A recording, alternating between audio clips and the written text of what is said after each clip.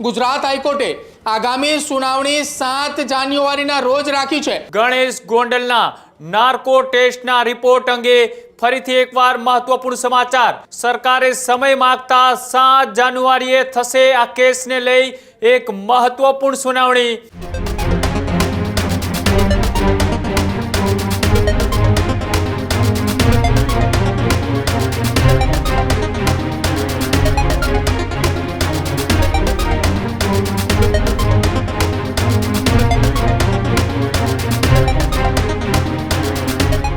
સમાચારોમાં આગળ વાત કરીએ મહત્વપૂર્ણ સમાચારની। ગોંડલનો ખૂબ ચકચારિત કેસ રાજકુમાર જાટ શંકાસ્પદ મોત કેસને લઈ એક મહત્વપૂર્ણ સમાચાર અત્યારે સામે આવી રહ્યા છે।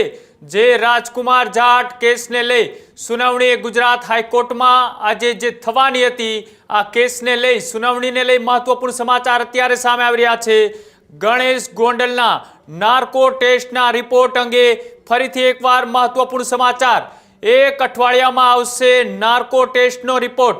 11 ડિસેમ્બરના રોજ ગાંધીનગરમાં કરાયો હતો ગણેશ જાડેજાનો નાર્કો ટેસ્ટ। ગુજરાત હાઈકોર્ટમાં સુનાવણી દરમિયાન સરકાર તરફે સમય માંગવામાં આવ્યો છે।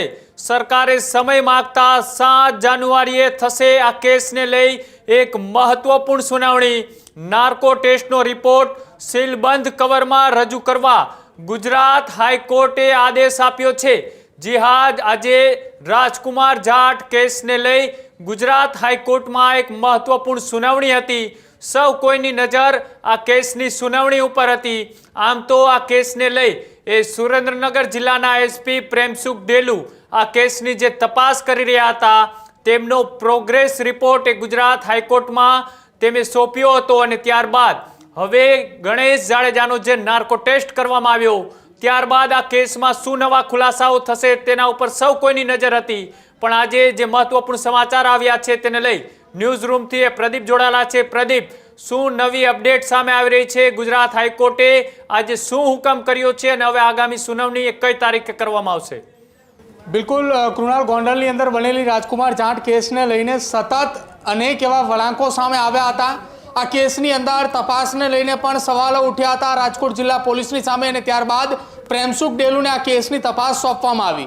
સુરેન્દ્રનગર જિલ્લા પોલીસ વડા પ્રેમસુખ ડેલુ આ કેસની તપાસ કરી રહ્યા હતા અને પહેલી વખત જ્યારે કોર્ટમાં પ્રોગ્રેસ રિપોર્ટ સબમિટ કરવાનો હતો એની પહેલા જ ગણેશ જાડેજા સહિત કેટલાક લોકોની પૂછપરછ માટે તેમને સુરેન્દ્રનગર બોલાવવામાં આવ્યા હતા કે જ્યાં ડીવાયએસપી આ કેસની તપાસ ચલાવી રહ્યા છે સીધા માર્ગદર્શન હેઠળ પ્રેમસુખ ડેલુની।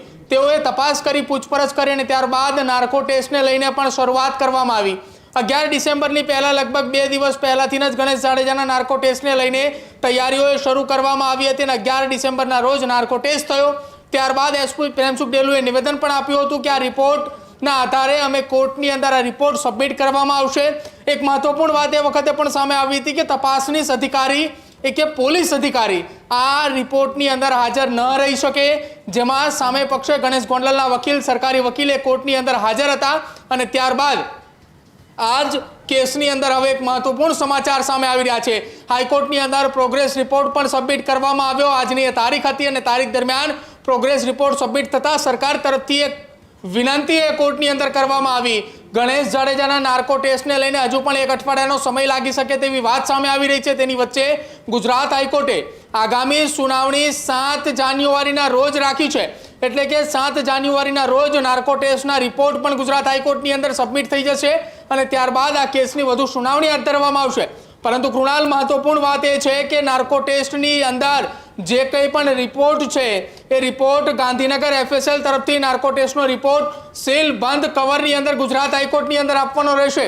હાઈકોર્ટ તરફથી આજે એક આદેશ કરવામાં આવ્યો છે કે કોર્ટનો રિપોર્ટ એ સીલ બંધ એ અમારી પાસે આવવો જોઈએ। એટલે કે સીલ બંધ રિપોર્ટની અંદર હાઈકોર્ટની અંદર એક ખુલાસાઓ થશે કે નાર્કો ટેસ્ટની અંદર શું કઈ કબૂલાત થઈ છે અથવા તો ગણેશ જાડેજાના નાર્કો ટેસ્ટની અંદર શું કઈ વાત સામે આવી છે। આ બંને રિપોર્ટ સીલબંધ કવરની અંદર ગુજરાત હાઈકોર્ટની અંદર જશે અને 7 જાન્યુઆરીના જ્યારે રોજ આ કેસની સુનાવણી હાથ ધરવામાં આવશે ત્યારે મહત્વપૂર્ણ ખુલાસો રહેશે અને સૌ કોઈની નજર ગુજરાત હાઈકોર્ટના કરવામાં આવનાર એ આદેશ પર રહેશે કે હાઈકોર્ટ શું આદેશ કરે છે। શું ગણેશ જાડેજાની ધરપકડના આદેશ કરે છે અથવા તો ગણેશ જાડેજાની ધરપકડની સાથે સાથે કોઈ કાર્યવાહીના આદેશ કરે છે કે કેમ, તેના ઉપર સૌ કોઈની નજર રહેશે અને સાથે જ ગણેશ જાડેજા આ નાર્કો ટેસ્ટના રિપોર્ટ બાદ નિર્દોષ સાબિત થાય છે કે શું? કેમ કે વારંવાર ગણેશ જાડેજા અને તેમના પિતા પૂર્વ ધારાસભ્ય જયરાજસિંહ જાડેજાની ઉપર આક્ષેપો લગાવવામાં આવી રહ્યા હતા કે જેના કારણે આ કેસની તપાસ એ પ્રેમસુખ ડેલુને સોંપવામાં આવી છે. બીજી તરફ આ કેસના પડઘા ન માત્ર ગુજરાત પૂરતા પરંતુ રાજસ્થાન અને દિલ્હીના દરબાર સુધી પહોંચી ચૂક્યા છે. ત્યારે હવે આ બહુચર્ચિત કેસ રાજકુમાર જાટ કેસની અંદર આગામી 7 જાન્યુઆરીના રોજ મહત્વપૂર્ણ ખુલાસાઓ થાય તેવી શક્યતાઓ વ્યક્ત કરવામાં આવી રહી છે. અને એક સપ્તાહ બાદ જ્યારે નાર્કો ટેસ્ટનો રિપોર્ટ એ કોર્ટની અંદર સબમિટ કરવામાં આવશે સીલબંધ કવરની અંદર, ત્યારે એ સામે આવશે 7 જાન્યુઆરીના રોજ કે રિપોર્ટની અંદર શું કંઈ આવ્યું છે. હાઈકોર્ટની અંદર એ ચર્ચાઓ થશે આ રિપોર્ટના સંદર્ભે.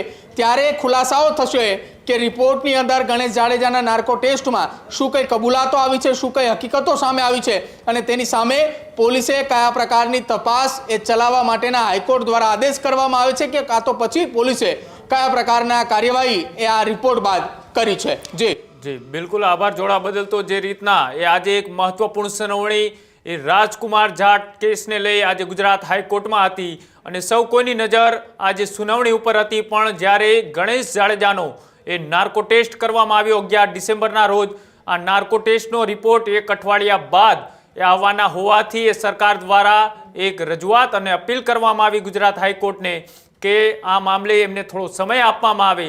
અને ગુજરાત હાઈકોર્ટે આ મામલાનો સમય આપતા તેમને 7 જાન્યુઆરીનો સમય આપવામાં આવ્યો છે.